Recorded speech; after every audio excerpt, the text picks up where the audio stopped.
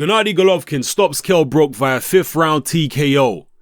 A lot of people picked Golovkin to win in the 5th and the 4th. It turned out to be the 5th. On paper, that looks like a very obvious and predictable result. However, the way the fight played out, it was actually quite competitive in spots. Kell Brook managed to get off a lot of clean punches against Golovkin and outbox him here and there. By the time of the stoppage or the finish, because Dominic Ingle, Kell Brook's trainer, threw in the towel, I think Golovkin was ahead, and he would have been ahead had that 5th round finished. On my card at least, but Brook had definitely won a round or two. It looked as though the fight might be over in the 1st round because Golovkin jumped right on Kell Brook, hit him with a left hook, and Kell Brook buckled. His legs buckled. There were no knockdowns in the fight, but that was the closest that we came to one. But Brook regrouped very, very well from that. Came back, hit Golovkin with everything but the kitchen sink, but nothing that could put a dent in Golovkin. As I say, he was outboxing him a little bit here and there, but I think it was after the 3rd round. Abel Sanchez had a word with Golovkin and he said, look, don't stand off against Brook. Don't let him get his shots off. You have to be all over him. Just charge at him. And in my pre-fight video, my final thoughts video, I was saying that Golovkin isn't the type of guy to just normally charge at you if he respects your power. If he feels there's some mustard on your shots, he'll be a bit circumspect. And he was being a little circumspect in the first 3 rounds when Brook started hitting him back.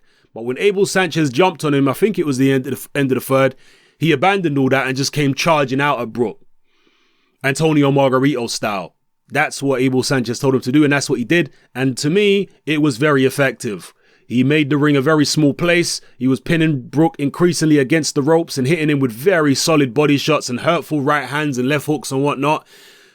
Golovkin did miss quite a lot. Brook's pull back, the way he sways back from punches, did work as somewhat an effective defense here and there anyway against Golovkin, because he did make him miss with that left hook a few times, just by a whisker though. You know, there was a few times when you were like, ooh, if that left hook had landed, it could have taken Kell Brook's head off.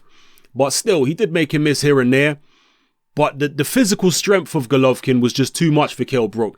Brook tried to tie Golovkin up, but you could see that this was a much stronger man than Sean Porter. Even though Brook was up at 160, a healthier weight for him, there was no way that he was going to be able to tie the guy up as effectively as he did against Sean Porter. Golovkin was just far too strong. And yeah, he shoved Brook off. He got his hands free. He was digging to the body, digging to the head. And in the 5th round, Brook looked almost like a spent force. He was taking such heavy punishment, even though he was on his feet and he was throwing his hands up in the air like, yeah, I'm okay. I didn't think he was okay. You know, Brook was so heavy-handed. Golovkin was so heavy-handed that I felt like it was only a matter of time. In fact, I felt after the 1st round, it was only a matter of time. And I was impressed with the way Brook came back, but he just couldn't put a dent in him. To beat Golovkin, you're either going to have to be incredibly fast and strong enough to tie him up and shut him down when he gets close to you, or you're going to have to be a serious monster puncher at 160 pounds, which Kell Brook probably isn't. Curtis Stevens, I think, in the first few rounds managed to get more respect from Golovkin than Kell Brook did. Stevens obviously being more of a natural middleweight than Kell Brook. So there you have it, people. Golovkin retains in the 5th round. Brook takes a beating. His eye was all swollen, but he did.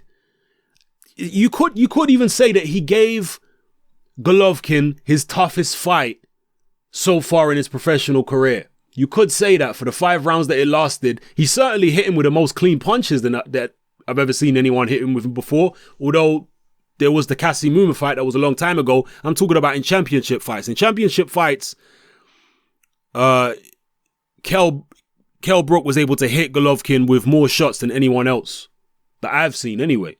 So yeah, Brook definitely went out on his shield. His trainer, Dominic Ingle, threw in the towel in the 5th. A lot of people were upset with that decision. They feel like they should have allowed Kell Brook to go on. Maybe he could have made it out the round. The crowd were booing. Bernard Hopkins and the HBO team were not particularly happy with it, with the stoppage. Me personally, I mean, I don't know. I just felt like it was a matter of time. You never know in boxing because crazy things can happen. I mean, who would have thought that Nigel Benn could rally back to beat Gerald McClellan? but Nigel Benn and Joe McClellan were naturally the same kind of size. And there wasn't a massive disparity in punching power between Ben and McClellan. Yes, McClellan was a bigger puncher, but Ben was also a very, very big puncher at super middleweight and middleweight. So, you know, I understand why people are upset, but from my way of looking at things, I just felt it was a matter of time before Golovkin took Brook out and probably knocked him clean out the way he was looking tired and beaten up. So maybe his trainer Dominic Ingle did him a favor there. Let me know what you think in the comment section below. Maybe you disagree. Let me know what you think about Golovkin's performance. Did you think he got hit too much? At the end of the day, he was in with a faster guy than he's used to. So, you know, maybe we shouldn't read too much into that. But after that performance, how do you think Chris Eubank Jr. in a fight or two's time would do against Golovkin? Because we know that Chris Eubank Jr. is definitely bigger and physically stronger than Kell Brook. That is without a shadow of a doubt true. Also, Eubank Jr. throws a hell of a lot more uppercuts than Kell Brook. Physically stronger might be more effective at wrapping Golovkin up on the inside. Maybe, you know, after watching that, I do think that in a fight or two's time, Eubank Jr. will do better than Kell Brook did against Golovkin. I still wouldn't pick Eubank Jr. to beat Golovkin, but I think he may do better than Kell Brook just because of his physical strength, his work rate, his size, and those uppercuts that he likes to throw. So, yeah, that's what I thought of the fight, people. Let me know what you thought of the fight in the comment section below. It's your boy Hatman, I'm out. And also, let me know where you see both fighters going from here. Will Brook go back down to welterweight? Will he go to 154? Will he try to stay at 160? Will he look for a rematch? What will he do? What should he do? What should Golovkin do next? Who should he fight next? Should he fight Danny Jacobs? Should he fight Eubank Jr.? You let me know in the comment section below. It's your boy Hatman, I'm out.